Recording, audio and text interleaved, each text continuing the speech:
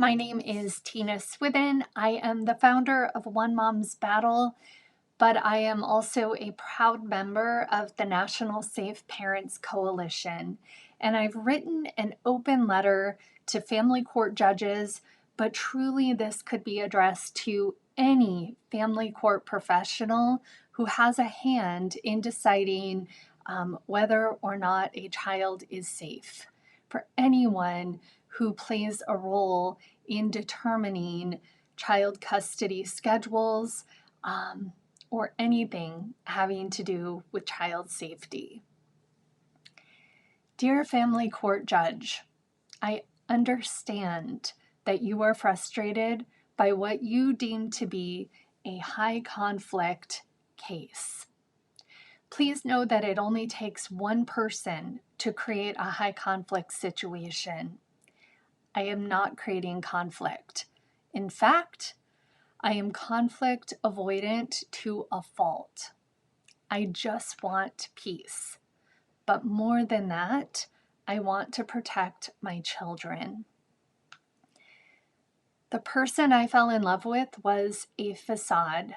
He was a con artist.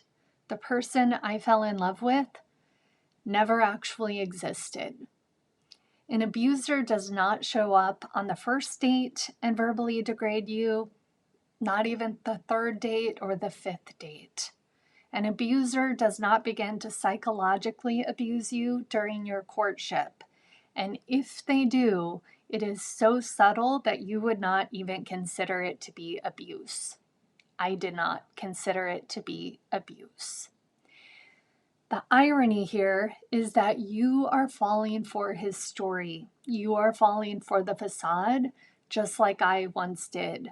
This is a game to him, and your courtroom has now become his stage. The abuser is very calculated. They wait until they have you in their clutches before they start to take the mask off.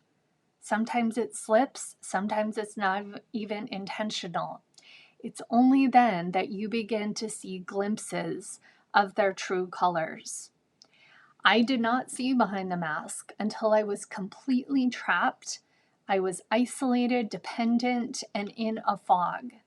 In the beginning, the positives outweighed the negatives by a landslide. Abuse is slow and insidious. It's hard for anyone to understand unless they've personally been caught in the cycle of domestic violence. I didn't understand it until I lived it. So if you want to blame me for my role in this high conflict divorce or child custody battle, I will stand before you and I will take ownership. I will take ownership for seeing the best in people. I will take ownership for being optimistic and hopeful. I will take ownership for giving someone the benefit of the doubt.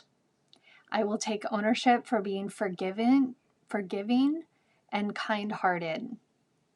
I will take ownership for wanting to live happily ever after and for wanting to be loved and cherished. On those charges, I am guilty on all counts. While I am guilty of those things, please know that I did not sign up to be abused in my relationship, in my marriage, in my divorce, or in this courtroom. While my problem may not be your problem to fix, I respectfully ask that you protect my children. I ask that you put their well-being and safety at the forefront of all of your decisions. When you reflect back on the oath you took, please keep my children in mind.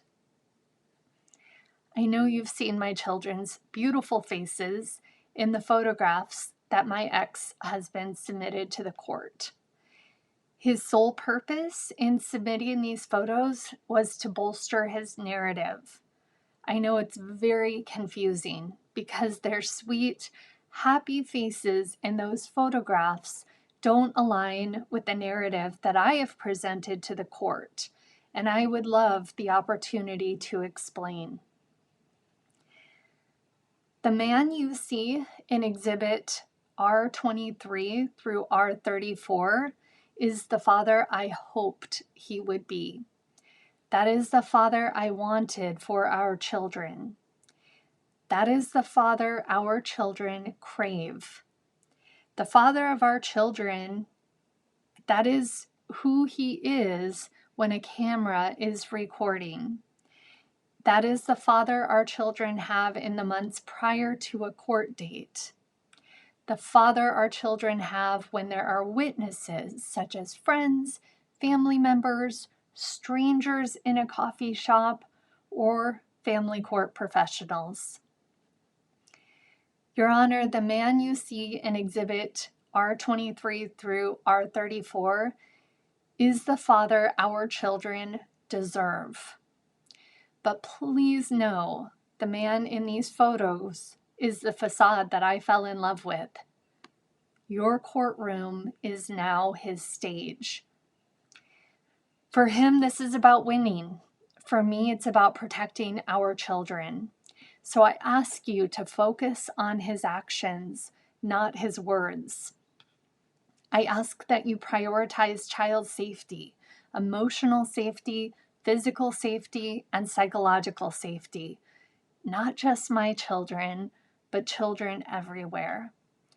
I sign this on behalf of mothers everywhere. Me too, Family Court.